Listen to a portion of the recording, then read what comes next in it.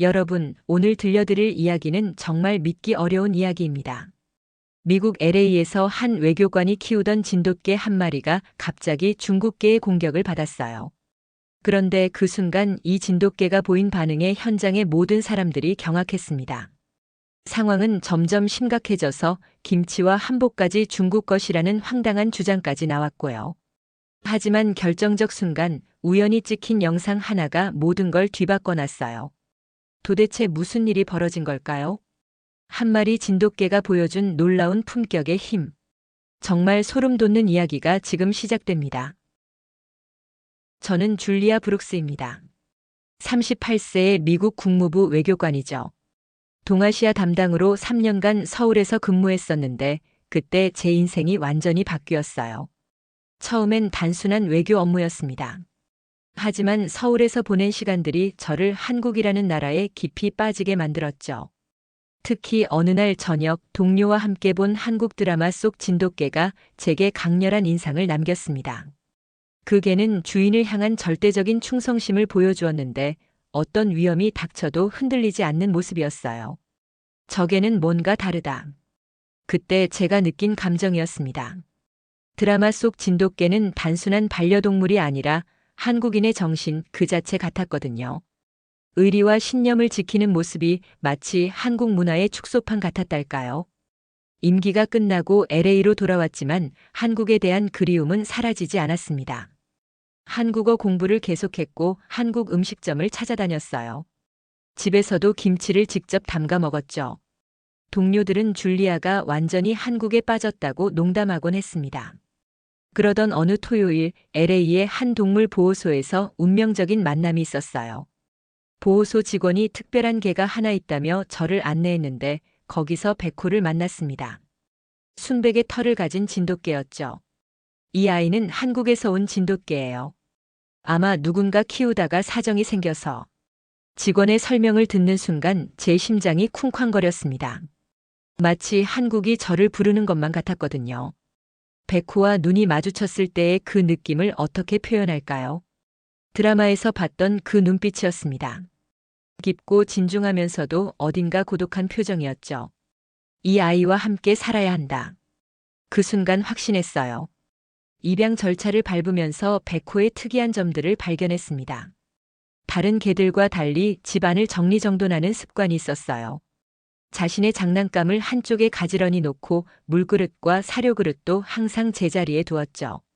더 신기한 건 제가 한국어로 명령을 내릴 때의 반응이었습니다.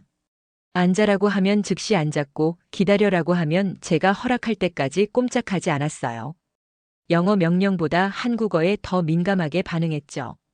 매일 저녁 퇴근하면 백호는 현관 앞에서 기다리고 있었습니다. 꼬리를 살랑살랑 흔들며 저를 맞이하는 모습이 얼마나 사랑스러웠는지 몰라요. 하지만 손님이 오면 경계심을 드러냈죠. 짖지는 않았지만 멀찌감치 떨어져서 상황을 지켜보는 모습이었어요. 친구들이 놀러와서 와 정말 진돗개답다고 감탄했습니다. 줄리아, 이 개는 너만 바라본다. 다른 사람은 안중에도 없어. 맞았어요. 백호에게 저는 유일한 주인이었고 저 역시 백호에게서 한국에서 느꼈던 그 특별한 감정을 다시 느끼고 있었거든요. 그렇게 백호와 함께하는 일상이 시작되었습니다. 매일이 새로웠어요. 이 아이를 통해 한국 문화의 깊이를 더욱 실감하게 되었죠. 충성과 의리, 절제와 품격. 백호는 살아있는 한국 문화 그 자체였습니다. 백호와 함께한 지 6개월이 지났을 때였습니다. 매주 토요일마다 그리피스 공원에서 산책을 하는 게 저희의 루틴이었어요. 이날도 평소처럼 공원을 걷고 있는데 멀리서 굉장히 푸근한 개 한 마리가 보였습니다. 털이 사자 갈기처럼 풍성하고 둥글둥글한 곰 같은 체형이었어요. 주인은 중국계 남성으로 보였고 나이는 저보다 조금 많아 보였죠. 개가 워낙 특이해서 자꾸 시선이 갔습니다. 그 남성이 저를 향해 다가오더니 영어로 말을 걸었어요. 아름다운 개네요. 진돗개인가요? 네, 맞습니다. 백호라고 해요. 당신 개도 정말 멋지네요. 차우차우죠? 황제입니다. 제 이름은 리웨이 장이고요. 중식당을 몇 개 운영하고 있어요. 그는 자신감 넘치는 목소리로 자기소개를 했습니다. 저희는 벤치에 앉아 각자의 계에 대해 이야기하기 시작했어요. 리웨이는 황제에 대해 자랑스럽게 설명했습니다. 차우차우는 중국에서 2000년 이상 된 고대 견종이에요. 중국 황실에서 키웠던 귀한 개죠. 보라색 혀를 보세요. 신비로운 개예요. 저도 백호에 대해 이야기했습니다. 진돗개는 한국의 천년 기념물이에요. 주인에 대한 충성심이 남달라서 한 번 주인으로 인정하면 평생 그 사람만 따른다고 하죠. 흥미롭네요. 사실 동아시아 개들은 다 비슷한 면이 있어요. 차우차우도 주인에게 충성스럽거든요. 리웨이가 말했습니다. 대화가 자연스럽게 이어졌어요. 서로의 문화와 음식에 대해서도 얘기했죠. 저는 한국에서의 경험을 들려줬고 리웨이는 중국 문화에 대한 자부심을 표현했습니다. 그런데 줄리아, 한국 문화 중에 중국에서 유래된 것들이 많다는 걸 아시나요? 리웨이가 갑자기 화제를 바꿨어요. 물론 역사적으로 교류가 있었죠. 하지만 한국만의 독특한 문화도 많아요. 물론이죠. 하지만 근본적으로는 리웨이가 말을 이어가려던 순간 황제가 갑자기 백호 쪽으로 다가갔습니다. 백호는 처음에는 조심스럽게 냄새를 맡으며 인사하려 했어요. 진돗개답게 예의 바른 모습이었죠. 하지만 황제는 좀 더 적극적이었습니다. 몸집도 백호보다 컸고 어딘가 거만한 기색이 있었어요. 우리 개들끼리도 인사시켜 볼까요? 리웨이가 제안했습니다. 좋은 생각이네요. 백호는 다른 개들과도 잘 어울려요. 저는 리드줄을 조금 풀어줬습니다. 두 개가 서로 냄새를 맡으며 탐색하는 모습을 보면서 저희는 계속 대화를 나눴어요. 서로의 나라와 문화에 대한 이야기였죠. 분위기는 평화로웠습니다. 한국과 중국은 오랜 이웃이니까 서로 배울 점이 많을 거예요. 제가 말했어요. 그렇죠. 사실 아시아 문화의 뿌리를 찾아보면 리웨이가 또다시 의미심장한 표정을 지었습니다. 그때 제 눈에 백호의 표정이 들어왔어요. 평소보다 조금 긴장해 보였지만 여전히 차분했습니다. 반면 황제는 점점 흥분 상태가 되어가는 것 같았어요. 털을 세우고 백호 주변을 돌기 시작했죠. 황제가 좀 흥미로워하는 것 같네요. 리웨이가 웃으며 말했습니다. 백호는 괜찮을 거예요. 차분한 성격이거든요. 저도 안심하며 대답했어요. 하지만 뭔가 미묘한 긴장감이 감돌기 시작했습니다. 개들 사이에서뿐만 아니라 저희 사이에서도 말이에요. 문화에 대한 대화가 점점 깊어지면서 미묘한 견해 차이가 드러나고 있었거든요. 평화롭던 오후가 한순간에 아수라장이 되었습니다. 황제가 갑자기 백호에게 달려들었어요. 이유도 없이 말이죠. 뭐야? 제가 소리쳤지만 이미 늦었습니다. 황제의 강한 턱이 백호의 목 부근을 물었어요. 백호는 리드줄에 묶여있던 상태라 제대로 피할 수도 없었죠. 가장 충격적이었던 건 백호의 반응이었어요. 물리고 있는 상황에서도 반격하지 않았습니다. 그냥 조용히 참고 있었어요. 아픔을 억누르면서도 황제를 공격하지 않았죠. 황제, 안 돼. 리웨이가 황제를 말렸지만 황제는 쉽게 물러서지 않았습니다. 저는 급히 백호의 리드줄을 당겨 거리를 벌리려 했어요. 백호야, 괜찮아? 제 목소리가 떨리고 있었습니다. 드디어 황제가 백호를 놓았어요. 백호의 목과 어깨 부위에서 피가 나고 있었습니다. 그런데도 백호는 저를 향해 꼬리를 살짝 흔들어 보였어요. 마치 괜찮다고 말하는 것 같았죠. 미안해요. 리웨이가 사과했지만 그의 표정에서 진정성을 느끼기 어려웠어요. 개들 사이 일이잖아요. 이런 일은 종종 있는 거예요. 종종 있는 일이라고요? 저는 믿을 수 없다는 표정으로 반문했습니다. 당신 개가 먼저 공격했잖아요. 개들끼리 서열을 정하는 거죠. 자연스러운 현상이에요. 리웨이는 여전히 무덤덤했습니다. 백호의 상처를 확인하면서 저는 화가 치밀어 올랐어요. 상처가 꽤 깊었거든요. 당장 병원에 가야 할 상황이었죠. 병원비는 어떻게 하시겠어요? 제가 직접적으로 물었습니다. 글쎄요. 제가 굳이 내야 하나요?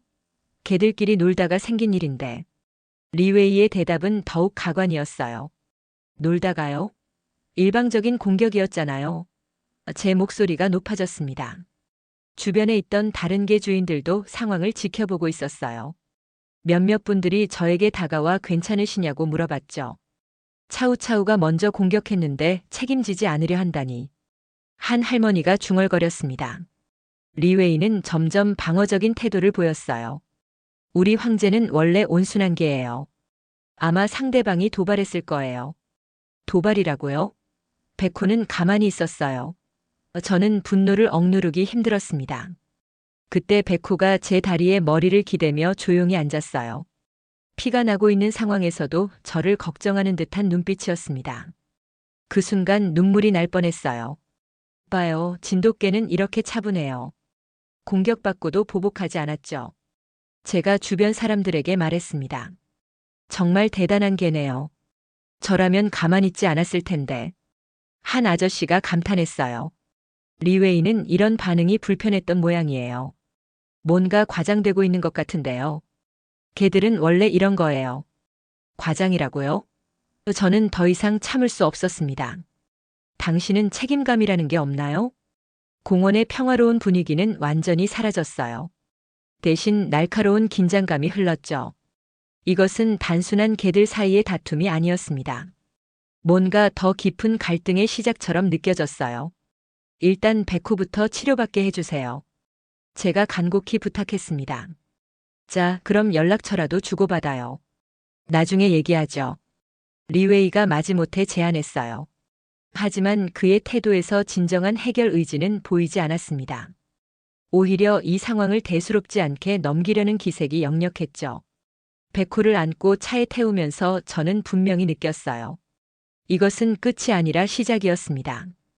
동물병원에서 백호가 치료받는 동안 저는 리웨이와 전화 통화를 했습니다. 치료비 문제를 해결하기 위해서였어요. 수의사가 봉합수술까지 필요하다고 하네요.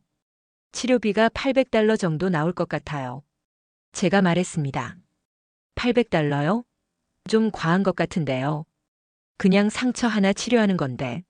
리웨이는 여전히 비협조적이었어요. 과하다고요? 당신 개가 입힌 상처인데 당연히 책임져야 하는 거 아닌가요? 사실 제가 보기엔 그냥 실수였어요.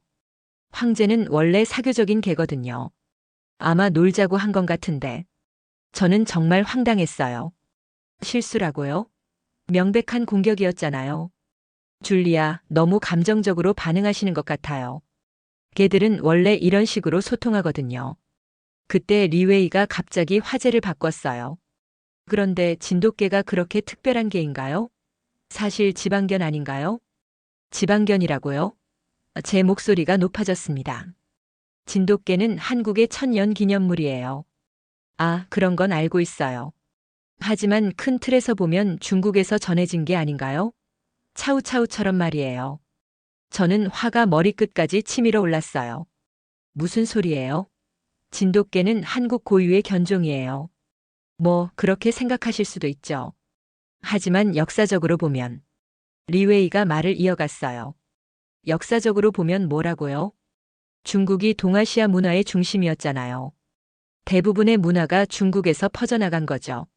저는 정말 놀랐어요. 개들의 싸움이 이렇게 문화 논쟁으로 번질 줄은 몰랐거든요. 리웨이, 당신은 지금 뭘 주장하는 거예요? 별거 아니에요. 그냥 사실을 말하는 거죠. 김치도 원래 중국 파오차이에서 나온 거고 한복도 중국 한푸의 영향을 받은 거잖아요. 잠깐만요. 저는 소리를 질렀어요. 지금 당신이 하는 말이 맞다고 생각해요? 왜요? 틀린 말 했나요? 저는 3년 동안 한국에서 근무하면서 배운 것들을 떠올렸어요. 김치 담그는 과정을 직접 보고 한복의 아름다움을 경험했거든요. 리웨이, 당신은 완전히 틀렸어요. 제가 한국에서 3년간 근무했는데 김치는 명백히 한국 고유의 음식이에요. 발효 과정부터 양념까지 중국 파오차이와는 완전히 달라요. 외교관이시니까 한국 편을 드시는 거겠죠. 편을 든다고요? 저는 사실을 말하는 거예요. 사실이라. 리웨이가 비웃는 듯한 어조로 말했어요. 줄리아, 당신은 한국에 너무 깊이 빠진 것 같아요. 깊이 빠졌다고요? 한국 문화를 제대로 이해하고 있는 거예요. 전화기 너머로 리웨이의 한숨소리가 들렸어요. 어쨌든 치료비는 반반 내는 게 어때요? 서로 양보하는 거죠. 양보라고요? 당신 개가 가해자인데 왜 제가 양보해야 해요? 그럼 법정에서 만나죠. 리웨이가 협박하듯 말했어요. 저는 정말 기가 막혔어요. 진돗개는 보신견이 아니라 수호견이라는 걸 한국 문화의 독립성과 고유성에 대해 설명하고 싶었지만 리웨이는 들으려 하지 않았어요. 좋아요. 그럼 법정에서 봐요. 저도 지지 않았습니다. 전화를 끊고 나서 백호를 바라봤어요. 붕대를 감고 있지만 여전히 제게 충성스러운 눈빛을 보내고 있었죠. 그 순간 확신했어요. 이것은 단순한 개들의 싸움이 아니라 문화에 대한 존중의 문제라는 것을 말이에요. 일주일 후 다시 그리피스 공원에서 리웨이를 만났습니다. 이번엔 변호사까지 대동한 채 말이에요. 저도 백호의 상처 사진과 수의사 소견서를 준비해 갔죠. 그래서 어떻게 하실 건가요? 리웨이가 도전적으로 물었어요. 당연히 치료비 전액을 요구할 거예요. 그리고 공식 사과도요. 공식 사과라니 좀 과하지 않나요? 리웨이 옆에 선 변호사가 끼어들었어요. 그때 리웨이가 다시 문화 이야기를 꺼냈습니다. 줄리아, 어차피 이런 일이 된 김에 정확한 사실을 알려드릴게요. 무슨 사실이요? 한국 문화 대부분이 중국에서 전해진 거라는 사실 말이에요. 김치, 불고기, 심지어 한복까지도요. 저는 화가 났지만 차분하게 대답했어요. 리웨이, 당신이 완전히 잘못 알고 있어요. 잘못 알고 있다고요? 그럼 증명해 보세요. 좋아요. 저는 가방에서 준비해온 자료들을 꺼냈어요. 제가 외교관으로서 한국에서 직접 경험한 것들을 말씀드릴게요. 주변에 사람들이 모여들기 시작했어요. 왠지 흥미진진한 논쟁이 벌어질 것 같다는 분위기였죠. 먼저 김치부터 얘기해 볼까요? 한국 김치는 단순한 절임 채소가 아니에요. 고춧가루, 마늘, 생강, 젓갈 등을 이용한 복합 발효 과정을 거치죠. 중국 파오차이와는 제조법부터 완전히 달라요. 그런 건 부차적인 거고요. 근본적으로는 중국에서 시작된 리웨이가 반박하려 했어요. 잠깐만요. 제가 손을 들어 막았습니다. 그럼 불고기는 어떤가요? 제 시도와 이게 속편집? 불고기는 고구려 시대부터 내려온 한국 고유의 조리법이에요. 양념과 굽는 방식이 중국과는 완전히 다르죠.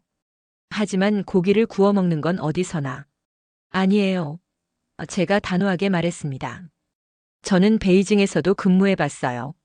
중국의 고기 요리와 한국의 불고기는 양념 철학부터 다릅니다.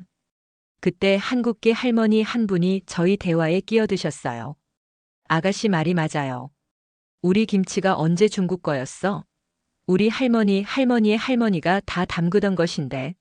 맞아요. 다른 한국계 아저씨도 거들었습니다. 한복도 마찬가지예요. 저고리의 곡선과 치마의 실루엣이 중국 옷과 어떻게 같다는 거죠? 리웨이는 당황한 기색을 보였어요. 하지만 학자들이 연구한 결과로는 어떤 학자들이요? 제가 따져 물었습니다. 정확한 출처를 대보세요. 그건 일반적으로 알려진 사실이니까. 그때 한 백인 남성이 다가와서 말했어요. 실례하는데 저는 UCLA에서 동아시아학을 가르치는 교수입니다. 방금 대화를 들어보니 상당한 오해가 있는 것 같네요. 어떤 오해요? 리웨이가 물었어요. 한국 문화와 중국 문화는 분명히 역사적 교류가 있었지만 각각 독립적으로 발전한 고유한 특성들이 있습니다. 특히 김치 같은 경우는 한국의 기후와 토양, 그리고 문화적 배경에서 발달한 독특한 발효 음식이죠. 제 옆에 서 있던 백호가 꼬리를 살짝 흔들었어요. 마치 제가 옳다고 말하는 것 같았죠. 그리고 한복의 경우도 마찬가지입니다. 교수님이 계속 설명했어요. 저고리와 치마의 비율, 색감의 조화, 곡선미 등은 명백히 한국만의 미학이 담긴 것입니다. 리웨이는 점점 궁지에 몰리는 것 같았어요. 하지만, 리웨이, 당신은 문화에 대한 기본적인 존중이 부족해요. 제가 엄중하게 말했습니다.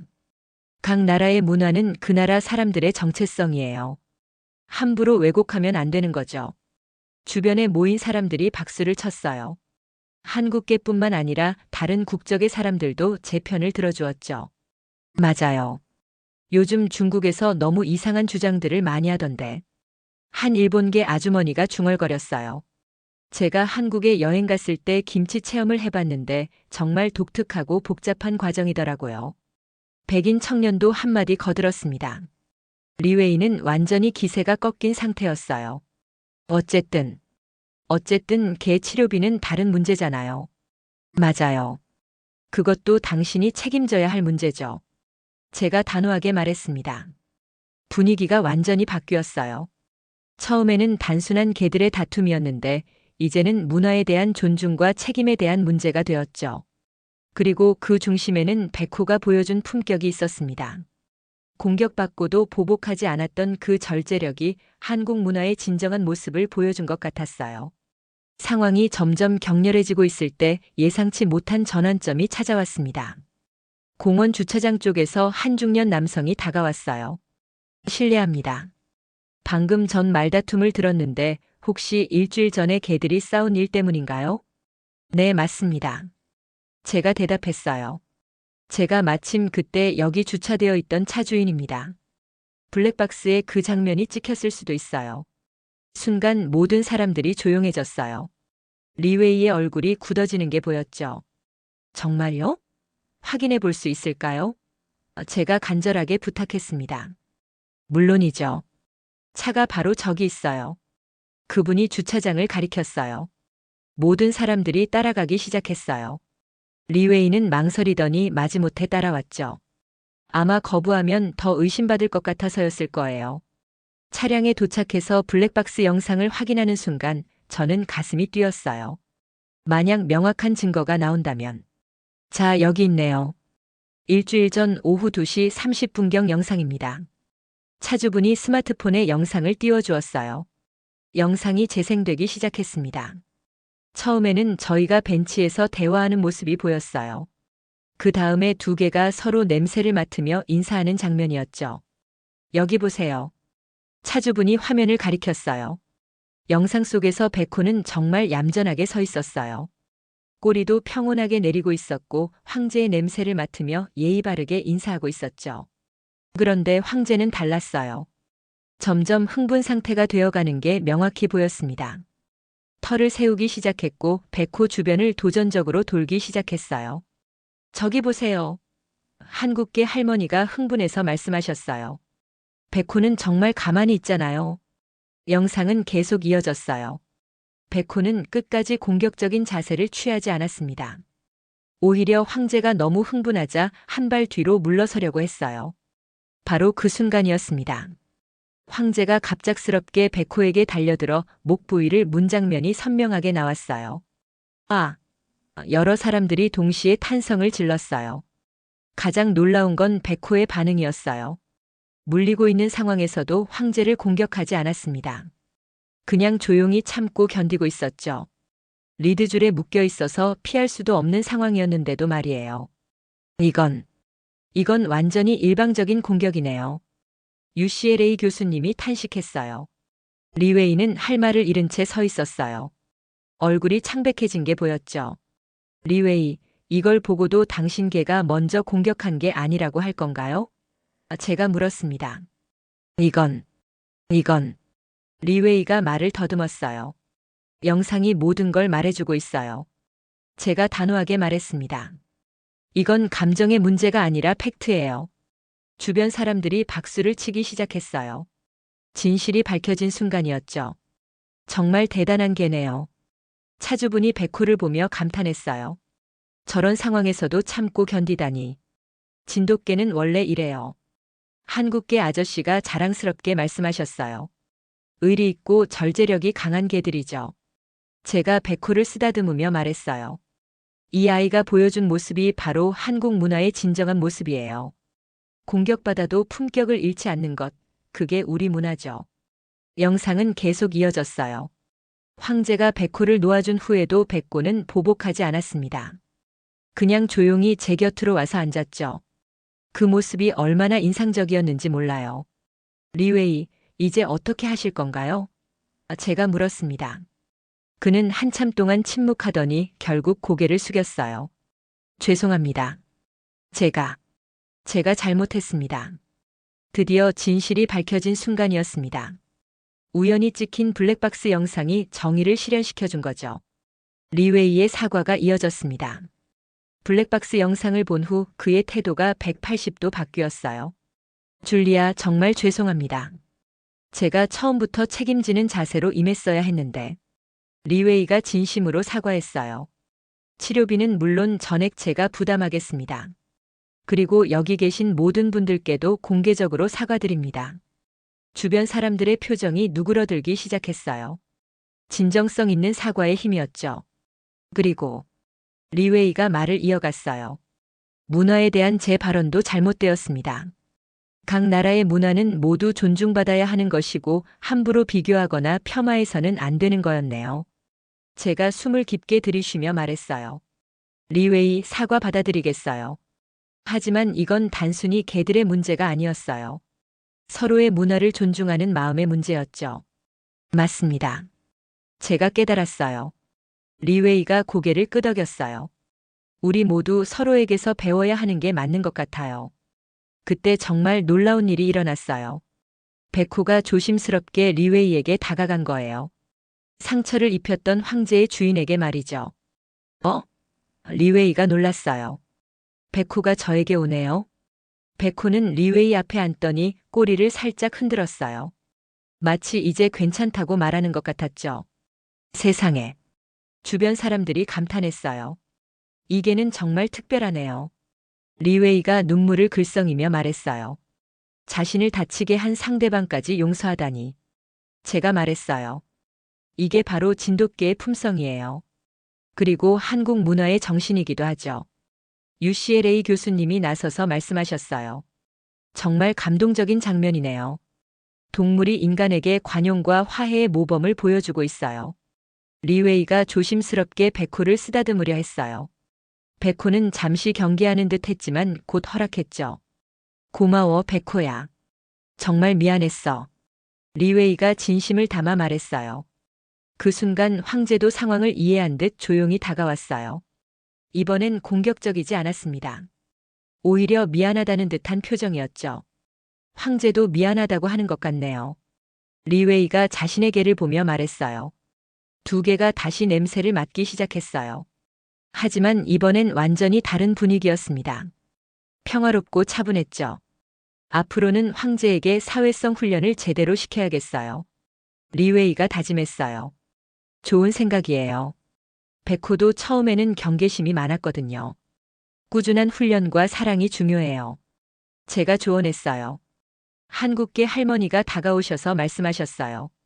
이제야 제대로 된 것 같네요. 서로 이해하고 화해하는 게 중요한 거죠. 정말 좋은 교훈을 얻었어요. 다른 개 주인분도 거들었어요. 리웨이가 제게 말했어요. 줄리아, 혹시 시간 되실 때 한국 음식점에서 식사라도 같이 하실까요? 제가 운영하는 식당에서 정성껏 대접하고 싶어요. 좋은 생각이네요. 하지만 조건이 있어요. 무슨 조건이요? 김치는 한국 음식이라고 메뉴판에 정확히 표기해 주세요. 제가 웃으며 말했어요. 물론이죠. 리웨이가 환하게 웃었어요. 그리고 한국 문화에 대해서도 더 배우고 싶어요. 이렇게 해서 갈등이 화해로 마무리되었습니다. 베코가 보여준 용서와 품격이 모든 것을 해결해 준 거죠. 그로부터 2달이 지났습니다. 리웨이는 약속을 지켰어요. 황제를 전문 훈련소에 보내 사회성 훈련을 받게 했죠. 오늘은 다시 그리피스 공원에서 만나기로 한 날이었어요. 황제가 훈련을 마치고 돌아온 후 처음 만나는 자리였거든요. 안녕하세요, 줄리아. 리웨이가 반갑게 인사했어요. 예전과는 완전히 다른 모습이었죠.